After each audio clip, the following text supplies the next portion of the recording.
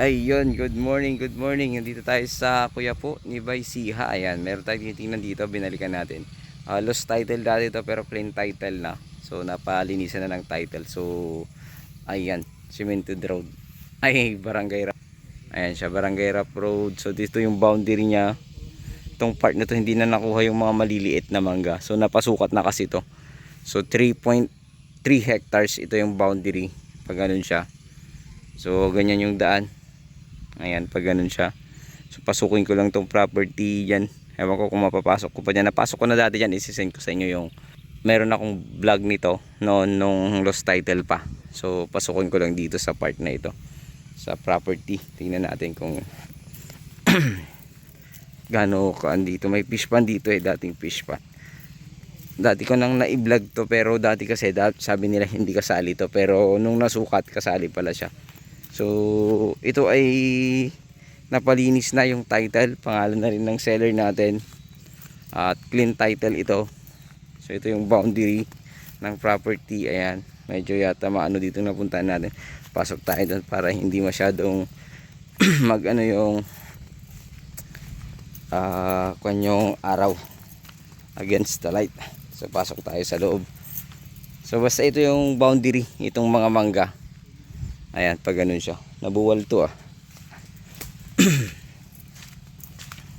So malapit ito sa lake. Pero hindi naman daw umaapaw yung lake dito sa part na ito.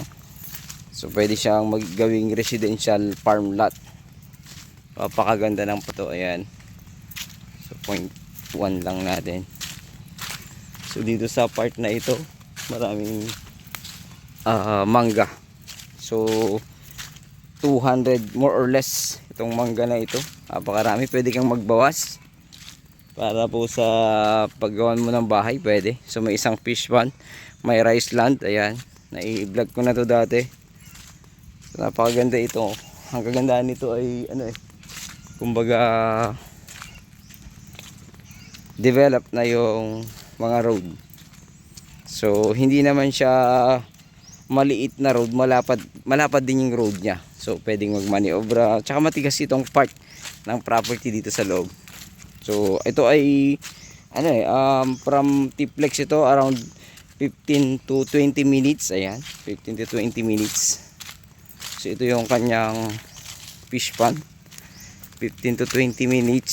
Tapos from Manila, sabi mo ng 2.5 hours or 3 hours, 2.5 to 3 hours drive from Manila.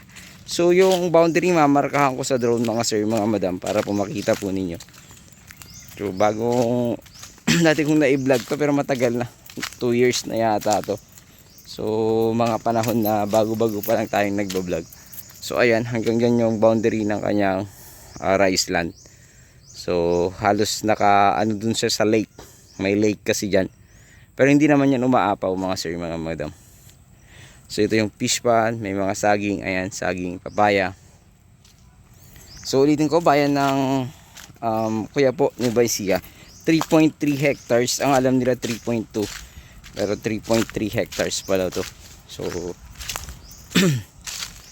itong lahat ng mangga na dito malalaki kasama. May mga maliliit kasi dyan sa part na dyan, hindi kasali. Ayan, so dun sa part na yan may mga manggahan din dyan, hindi yan kasali. So pupuntahan natin yung boundary nya. Pero i-vlog ko rin ulit yung drone nito para makita ninyo yung boundaries nya. Ganda rin ito mga sir, mga madam. So 7 million ang presyo ng seller natin ngayon. 7 million. So makipagtawaran na lang tayo sa personal, mas maganda po kasi. Ayan, bisitahin muna natin tong property. Ayan yung boundary nya. So may isang fish pond doon pero hindi na yun kasali sa property, sa kapatid na ng seller natin. So dito mga mangga, namumunga na lahat daw itong mga mangga, pero ngayon hindi pa na-sprayan. So hindi sila nagpahabol ngayong December. Kagandahan nito, malapit sa school. Mga lang siguro to, around 500 to 1, sabi mo na 1 kilometer para mas po. So ayan, ganda ng property na ito. daming mangga.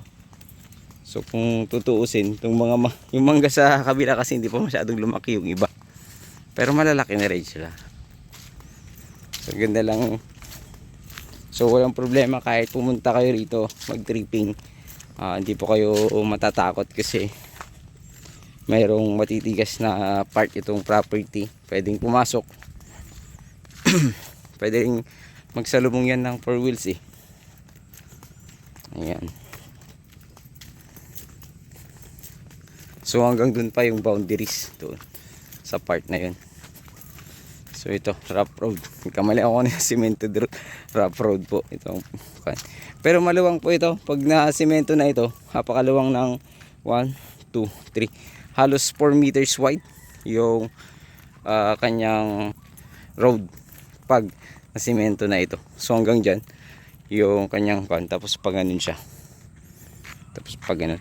Mamarkahan ko na lang sa drone mga sir, mga madam. So ayun, muli. Ito ay bayan ng kuya po, Nueva Ecija, 3.3 hectares. 7 million. So negotiable sa ating seller. Pakiusap na lang tayo ng personal. Then para po makita nyo, mas maganda po makita nyo ng personal po ito. So ayun, muli maraming salamat po. At kung may kulang pa akong details, message po ako. Pangalan po to ng seller kaya wala pong extrajudicial settlement. So magaganda yung mangga, gaganda. So ayun, muli maraming salamat. Please don't forget to like and share and subscribe sa aking munting channel, Mucha and Joel Vlog. God bless you all.